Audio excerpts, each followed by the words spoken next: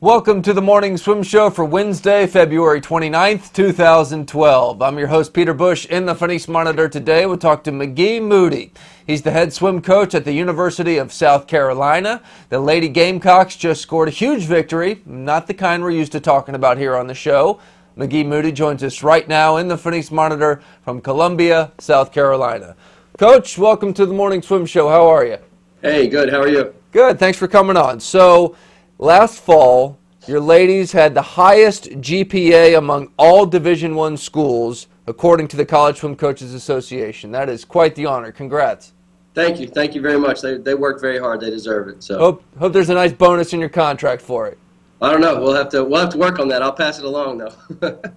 Well, tell me where this initiative for the ladies to pay such attention to school as well as the pool comes from. Well, it's never really something we've had to push too hard with our team. When we came in here, my whole coaching staff comes from a very, kind of an academic background. We've all coached or gone to very academic universities, and it's something that we've always put a lot of emphasis on. And so when we came down, one of the first things we talk about every year in our team meetings is what we want to do academically. And they've always been, swimmers are very, very smart, students anyway. They're very good students. But a couple of years ago, we sat down at the end of every year. Our coaching staff gets together and kind of shuts the door for about 2 days and just goes over everything top to bottom. And my assistant coach, Abby Steckety, she said, I think we can do better with our grades in our study hall. And our guys and girls weren't bad. They were pretty good. And so I said, Abby, what do you mean? And she said, well, let's look at it this way. And like I said, swimmers have always been pretty good students for the most part. But what we started to find is as our girls and our guys came into South Carolina, we had a study hall, set up where it was more or less you come in and you punch a time card, you study, and you leave. And what we were finding out is our guys and girls, when they would check out and when they would leave, Abby would say, hey, what'd you work on today? Oh, I just studied for a test.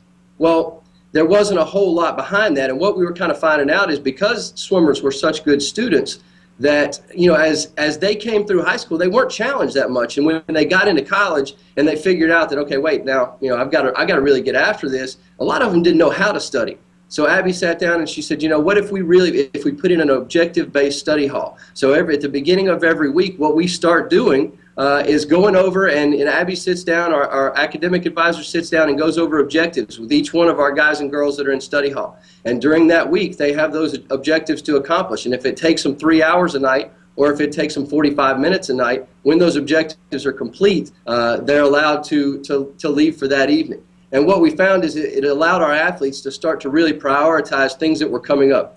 These are things that they didn't really know coming into school. So, we kind of took that same approach with study hall that we take with training in that, it is a very individualized thing, and everybody needs to study and learn a little differently, just like they need to train a little differently. So it's paying off. Our guys and girls team GPAs are higher than they've ever been, and like I said, we're very proud of our girls for the success that they've had. Yeah, I think it was like a 3.6 overall GPA, which means all A's and just a few B's sprinkled in there. Just excellent work.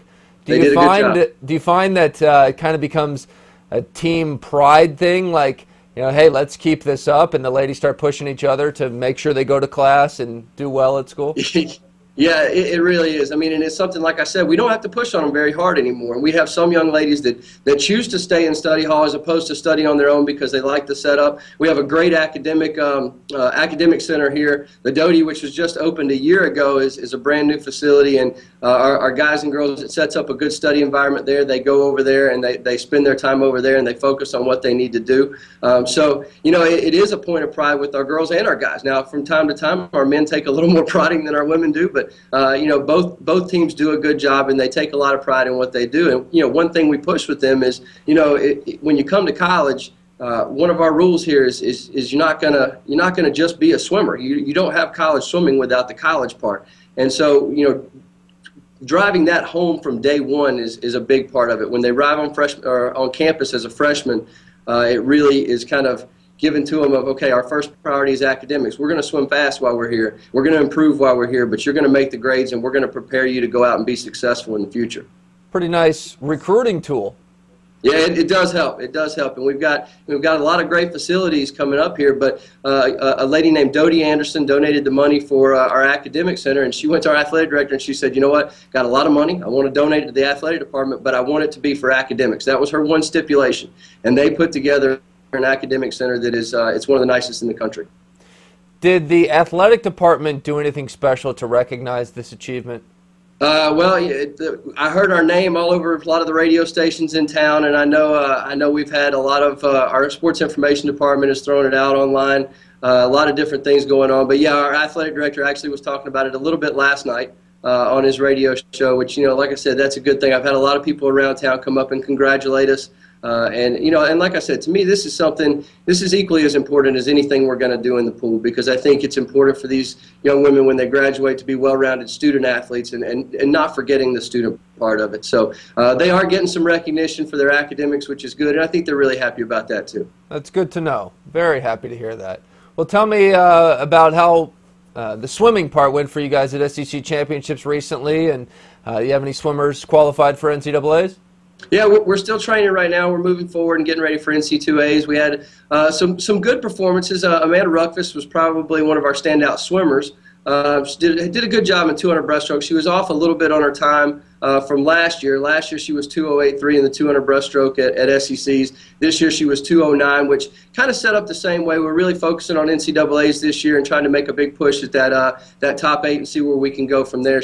Courtney Fercucci, our top diver, won SEC, set a new SEC record on the 3-meter. Really proud of her for that. That was something I think she's worked very hard, and she's overcome some pretty big adversity. She had a very serious knee injury on the board a couple of years ago and has come back from that. She's getting ready actually to leave to go to zones now. Got some big expectations from her. I think Rachel Schaffer will also make it into the meet, and we've got some big things. I was proud of where we were. I think we've got some improving to do. It wasn't our best meet at SECs, and I think if you go back and you look at the meet as a whole, both men and women, times were a little bit off where they have been in the past, and I think that you had so many people in so many different places for training this year, just because being an Olympic year, and you got British trials coming up and German nationals and Canadian nationals, so people were all over the board with training. It's interesting to see how things will start to come together toward NCAAs and going into the long course season for a lot of the SEC schools. Well, Coach, good luck the rest of the season, and once again, a huge congratulations to you and your team for that wonderful achievement. Thank you very much. We appreciate it. Thanks for having me on. Pleasure. Well, that's McGee Moody joining us in the Phoenix Monitor today from the University of South Carolina, and that's it for today's show. I'm Peter Bush, reminding you to keep your head down at the finish.